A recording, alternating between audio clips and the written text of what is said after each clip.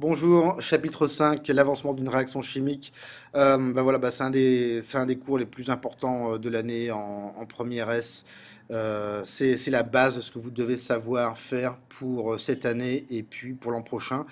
Des tableaux d'avancement comme on va en voir aujourd'hui, vous en aurez toute l'année et toute l'année prochaine. Donc en fait, plutôt que de faire un cours très théorique, on va prendre un exemple et puis essayer de voir comment on traite ce genre de problème. Donc, la réaction chimique qu'on va étudier aujourd'hui, c'est tout simplement une réaction entre le fer et l'acide chlorhydrique. On prend 6 grammes de fer, on va les placer dans une solution d'acide chlorhydrique qui contient des ions H+. Là, je donne la concentration de la solution, 1 mol par litre, avec un volume de 100 millilitres. Alors vous le savez peut-être pas, mais les produits qui vont être formés, c'est du Fe2+, et du dihydrogène H2. Je donne aussi la masse molaire du fer, ça peut toujours aider pour la suite.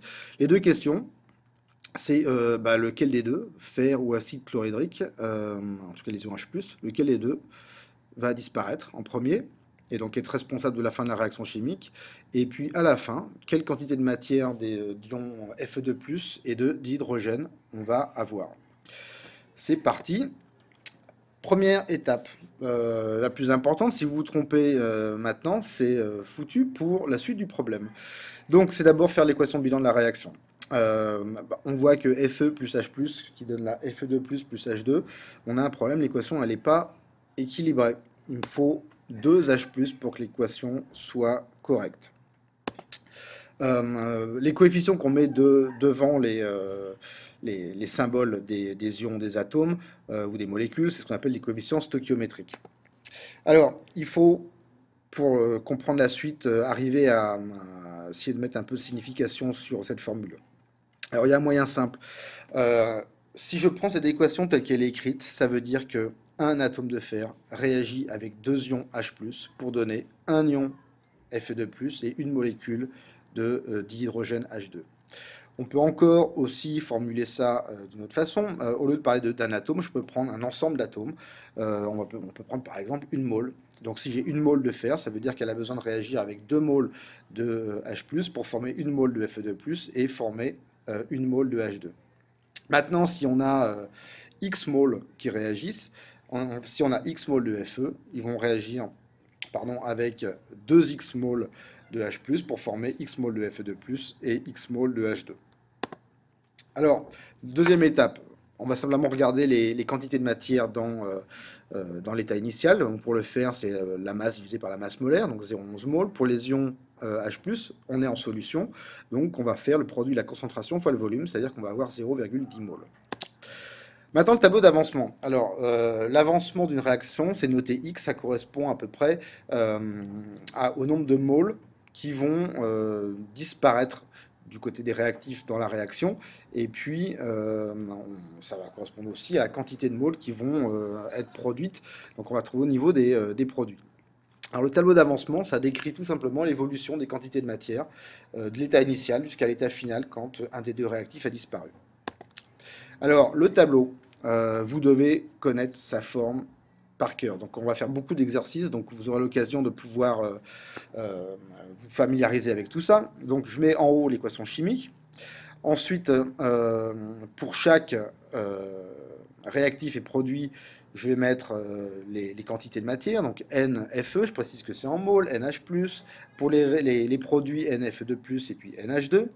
Et ensuite, je vais avoir 3 états différents.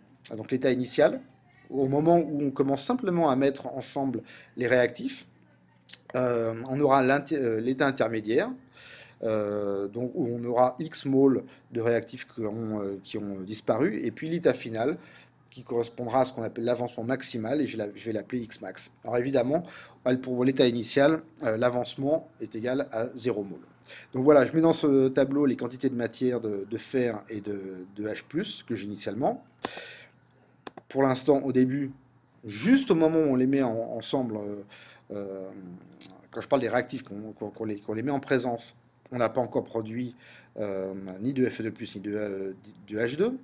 Maintenant, à l'état intermédiaire, voilà, si maintenant j'ai X mol de Fe qui disparaissent. Donc il va me rester à ce moment-là 0,11 mol moins X d'atomes de fer. À ce moment-là, on sait que si on a X mol de fer qui réagissent, on va devoir les faire réagir avec 2X mol de H+. Donc on va avoir 0,10 mol initialement, moins 2X mol de H+. Maintenant, ces quantités de matière de Fe et de H+, qui disparaissent, on doit forcément les retrouver à la fin avec les produits, c'est-à-dire Fe2+, et H2. Donc on va avoir X mol qui vont apparaître, et on n'a qu'une seule molécule de H2 dans l'équation, donc en tout on aura X mol de dihydrogène qui vont être formés. Maintenant, arrivé à l'état d'avancement maximal, on va simplement marquer l'équation comme ça, enfin ces cases comme ça, on aura 0,11 moins X max, 0,10 moins 2 fois X max et X max. Alors maintenant, justement, c'est ce X max, l'avancement maximal, comment on le détermine.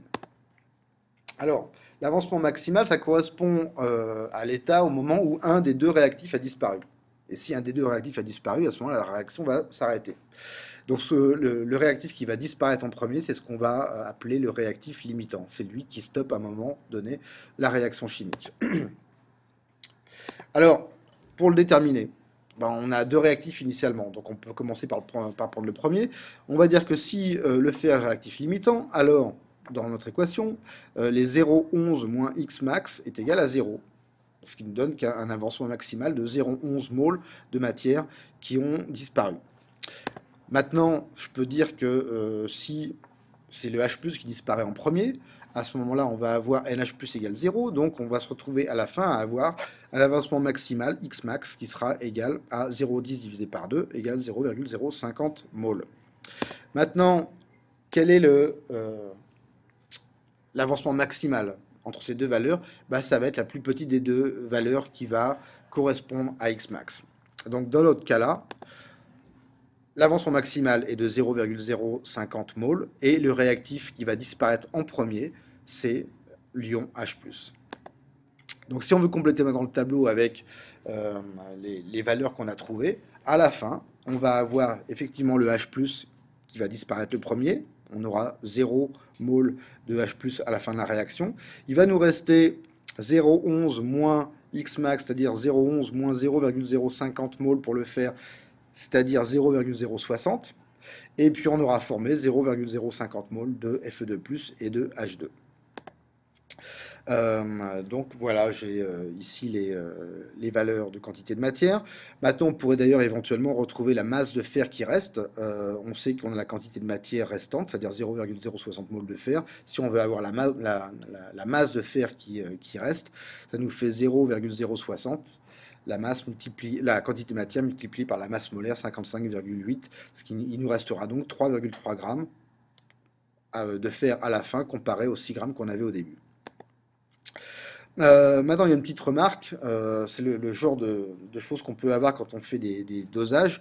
Imaginez que maintenant vos deux réactifs, soit quand on les mélange, disparaissent exactement en même temps. C'est-à-dire que les quantités qu'on a pris initialement font que on a quasiment un mélange parfait. Les deux réactifs disparaissent en même temps. C'est ce qu'on appelle un mélange stoichiométrique. Et en fait, ils vont avoir exactement la même valeur de X max. Une autre façon de pouvoir comprendre comment la réaction évolue. Je vous rappelle que dans votre tableau, on avait marqué pour les réactifs, NFE est égal à 0,11 moins X, NH+ est égal à 0,10 moins 2X. Tout ça, ça ressemble à des équations du style Y est égal à X plus B. Pour les produits, pareil, on avait maintenant les produits qui étaient formés, NFE2+ est égal à X, NH2 égale X.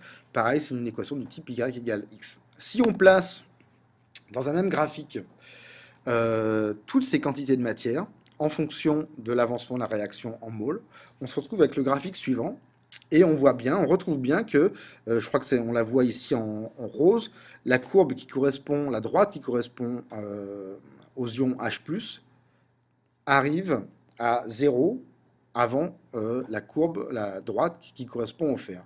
Donc en fait, à ce moment-là, la réaction ici s'arrête, on n'a plus de H+, mais il nous reste du fer, et graphiquement, on peut retrouver encore la valeur correcte de la quantité de matière associés au Fe1. Et évidemment, pendant ce temps-là, dès que les réactifs disparaissent, on va avoir les produits qui se forment. Alors, la formation du Fe2+ et du H2, évidemment, sont confondues sur le graphique, puisque c'est une relation qui était toutes les deux en X. Voilà, donc la droite qui correspond à NH+, atteint 0 en premier.